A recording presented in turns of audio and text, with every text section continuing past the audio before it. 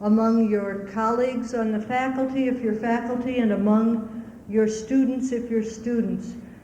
You need to start looking around for the people who reflect back to you your strength, your capabilities, your creativity, and who have a certain festive approach towards you.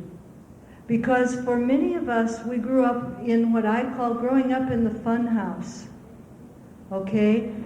Where any manifestation of self was dangerous.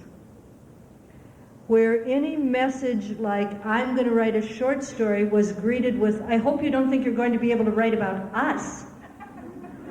Okay? Don't tell the family secrets. For most of us, making a piece of art triggers an internalized taboo that we are breaking a code of silence and we are telling family secrets. So as you try to move into a trajectory of long-term creative work, you need to find a set of believing mirrors. You need to find people who believe it is healthy, who believe it is interesting, who believe in your creativity, and in whom you believe. When you find such a group, and it's my opinion that we, for example, are not met here tonight by accident. You may, in fact, have people in the cluster that you have clustered with. When you meet these people, they will be extremely important to you. They will say things to you like, I said to Ed Toll, Ed, that's one agent. Let me read the book. It was a very good book, okay? He had had it in a drawer for 15 years. Because what we do when we are criticized in a shaming blanket way is we stop painting. We don't get up on the stage again. We let the piano lessons go. We give up singing in choir. We get made fun of in class, and we decide that we should probably change majors. Okay? In other words, we are extremely vulnerable to taking in toxic criticism, and the best defense against this is, well, in a perfect world, we would all go, oh, that's silly, right? But that's not how it works. I want to talk about another form of very damaging block that happens to kids and that we grow up with. If you may have grown up in a family where you were taught that anything you wanted to do was probably a bad plan, and you should think about their version. Or, equally dangerous, you might have grown up in a family where they said, sweetheart, you are so gifted, you can be whatever you want. I mean, does that sound familiar to some of you? That's pretty dangerous stuff. What happens to the child who is told, you are so gifted, you can be whatever you want, is that when they find something difficult, they think, hey, they were lying. They were wrong. I can't be whatever I want. I fooled them. I'm an imposter. Okay? So you can get blocked either way, by being given the impression that creativity is shameful, or by being given the impression that creativity is a piece of cake and for you it should be simple, not to worry about it, and then you're wondering, why am I still terrified? Okay? Having mentioned that Martin is in my circle, I'm going to tell a story which I don't think he would mind my telling. Last year, I put a novel up for sale, and I kept getting these rejection letters that said, this is the most terrific thriller we have read here in 3 years, and we're not publishing it. Or, I mean, I had like 13 of these that nobody said, I hate this book. They all said these kind of near miss, very crazy making things, like if you think it's so swell, why don't you just buy the book? One day I went to the post office in Taos, opened my box, and I had 3 of these. And it was, I think, about 2 minutes after my husband had moved out. It was like, a great time. And so I came home with these letters, and I called up Marty and said, I got these letters. And it makes me feel like I'm a fool to even be writing. And I know that's not true, but I feel like I have wasted my life and I shouldn't be doing this, and it's all a big joke, and I don't know if I'm going to be able to write anymore, and I'm just terrified that it's, it was what you might call a bad artist day. They're like bad hair days, and I said, have you ever had one of those days? Now, I don't know how many of you know that when he was making that movie, The Last Temptation of Christ, Paramount pulled the plug on the picture the day before he was supposed to start shooting it, after 4 years of preparation. Can you imagine? And he lived through that, and he shot the movie with independent funding. And from my perspective, that's a huge creative blow, because it was very public, and just, and a heartbreak. So I said to him, how did you survive? And he said, I had one of those days last week. And I'm telling you this story because I think we have a belief system that at a certain point in their career, artists get to this place where they know they're good. They know it every minute, and they never have any doubt, and they never have any fear. And so if you can just get into that mood and stay in that mood and create out of that mood, then you'll be real creative, right? And the bad news is that Marty has bad artist days. And by now you would think it would be like, hey, Marty, get it. You have some talent. But no, you never get to the point where you have this, or at least it has been my experience. And I know a lot of people that the rest of us would say are real artists. What they have learned to do is move through their fear. What they have learned to do is, as he said to me, sometimes you really just have to wallow in it for a day. You just have to let yourself be completely miserable and despairing, and then you go back to work. But when we pretend that we haven't been creatively injured, okay, you turn in a paper and it comes back with not a single mark on it except its grade, and the grade is lower than you thought, and it's the best thing you ever wrote, that is a creative injury. And we tell ourselves, hey, I should be more grown up. That shouldn't bother me. Okay, so they didn't like it.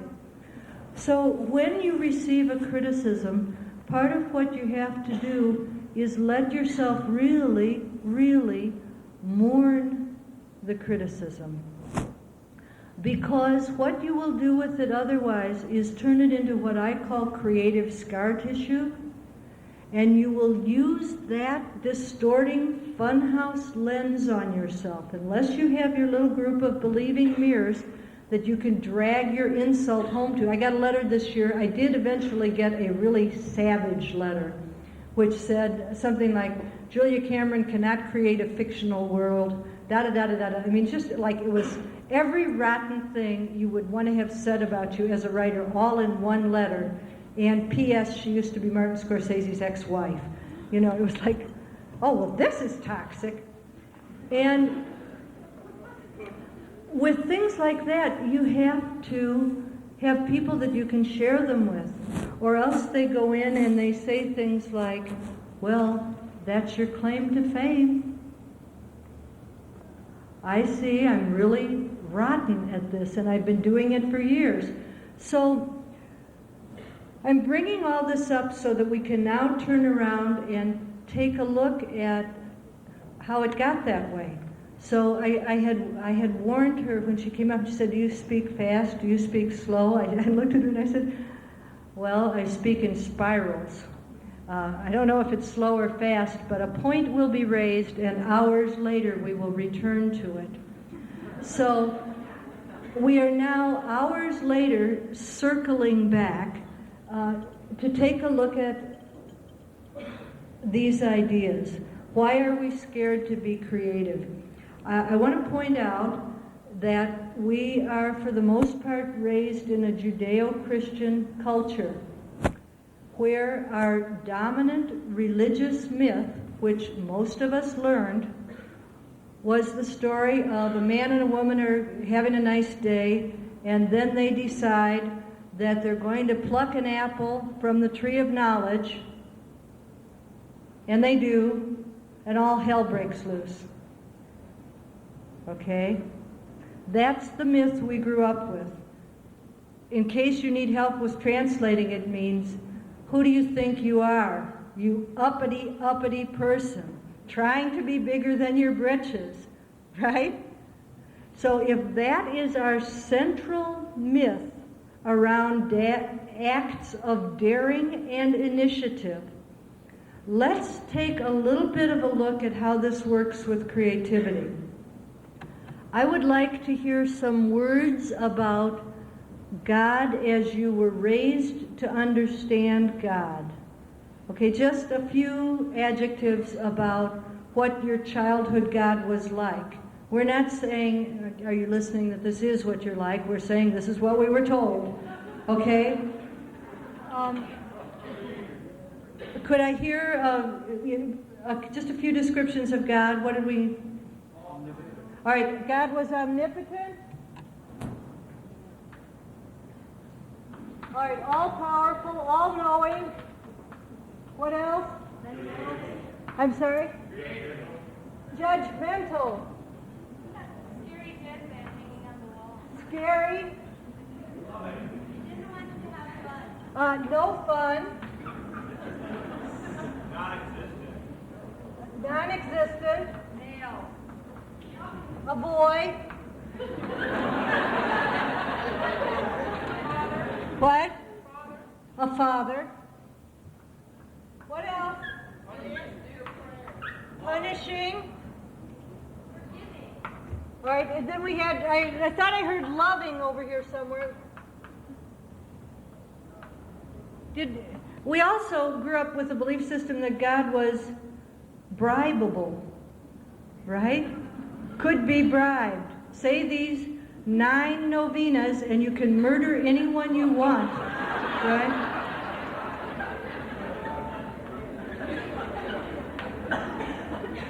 What else?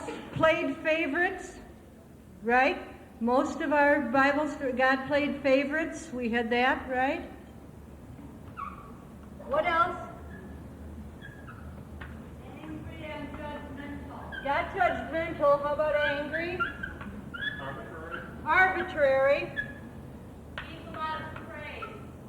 Could be susceptible to flattery.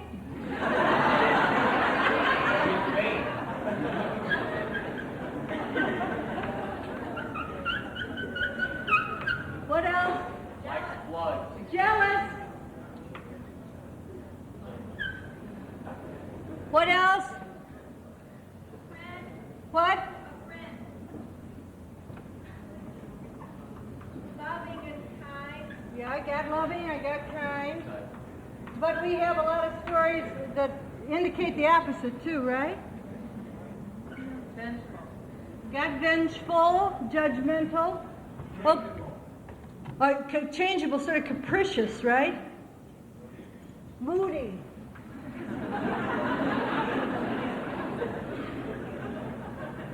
Okay, you guys, close your eyes for a second. Ready? Critics are omnipotent, all-knowing, judgmental, Scary, changeable, no fun. Play favorites, bribable. Punishing, usually male. Angry, arbitrary. Susceptible to flattery, and jealous. Okay? When we set about making a piece of art, one of the things that we do is project ourselves ahead out of the process into the product, okay? When we do that, we start to say, I wonder how it's going to be received, right? Now remember, we're already doing our spiritual sit-ups to be able to make the art at all, if we came from any kind of shaming background. And when we project ahead, we think, well, somebody's going to judge it.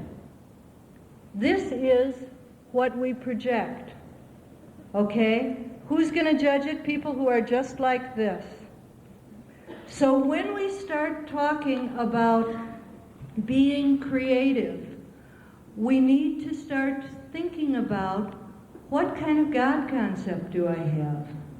For people who grew up in a house where there was no belief in God, there was often a belief that anyone who did believe in God was gullible, foolish, that believers and by extension acts of faith, and all creativity is an act of faith, right? That believers and acts of faith were foolish things to be or to do. So, one of the things that we do when we start to work with how can I let myself be creative is that we need to start having what I call a spiritual experience, which is very different from a spiritual theory, okay? And I want to quickly go over two tools, which are the basic tools in any creative recovery. There are, I think, 150 tools in the Artist's Way book. If you only use these two, you will begin to have a sort of sea change that will gradually allow you to miniaturize the voice of your sensor and turn up the volume on the voice of your inner artist. Now, to my, I guess at this point, somewhat considerable experience, there isn't an awful lot of difference between the still small voice that we think of as a spiritual contact and that wonderful intuition or hunch that moves us into doing a certain piece of work. So let's talk about the two tools. They are get up in the morning and write 3 pages of what I call brain drain. They're called morning pages. And basically, they're gripes. And occasionally, you know, it's like, I forgot to do the laundry. I didn't remember to call my sister back. God, I hate it when Janice is so mean. You know, they're just like that. There's no art about them. And you get up and do them first thing in the morning because later in the day, your defenses are much more in place. First thing in the morning, you know, I mean, I don't know how many of you have ever been involved with those horrible people known as larks, right? They're the people who love the morning, wake up, you know, their morning pages sound like the Encyclopedia Britannica, crisp, you know. For most of the object is to catch yourself as close to sleep as you can. And you do these every day. Once a week, you take yourself out on something called an artist date. Artist dates are absolutely pivotal and they are very difficult to let yourself do. It's taking a small block of time, an hour or maybe 2, and saying, I'm doing something all by myself that strikes me as fun. This is the one, if we were all working together here and I was going to stay here for 12 weeks, we would get on the groove by next week. 2 weeks in, we would all be nailing morning pages 7 out of 7. It would take us 6 weeks to get most of us up to speed, to get the whole room up to speed on artist dates. When you do your morning pages, you are kind of notifying the universe, this is what I like in my life, this is what I don't like in my life, and this is what I think might be sort of fun. When you do your artist date, the universe is notifying you. You begin to have little intuitions about, you know, I could do this, I could do that, maybe I should do this. And a phenomenon starts to happen called synchronicity. Very rapidly, within even 2 weeks of working with morning pages, you will find yourself more and more often laying your hand on what you need, being in the right place at the right time, hearing something that you begin to think, this is a little weird. I just said I wanted some adult filmmaking course. I go over to this guy's house for dinner. His roommate teaches it. Gee, I better not do that. Okay? So doors will start to open, and then you'll get to watch your resistance in motion. So having told you those two tools, you can all go home, because those are basically the ones that will begin to make a huge difference. The rest of the tools in the book allow you to have a sort of guided walk through. Because what you are doing when you do a creative recovery is learning to live more comfortably in the area of life which in our society is heartily discouraged. You know, it's living, it will feel like living without a net, but in fact it's learning to live, another way to put it would be within a web. Okay? You are learning to trust that if you make a decision to do something, the means to do it will arrive. We tend to do it backwards. We say, I'm not sure how to do this or where I'll get the money, so I won't do it. And when you begin to train yourself to move onto the page despite objections, you learn to take larger and larger risks. I think I have lectured you guys to death.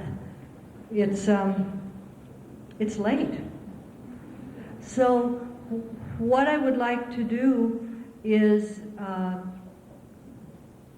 thank you for coming. I would do some questions if you want, but everybody who wants to go home to bed, please feel free, and then I'll do 10 or 15 minutes of questions from anybody who's got questions. And thank you. You know, you guys were a real good audience too.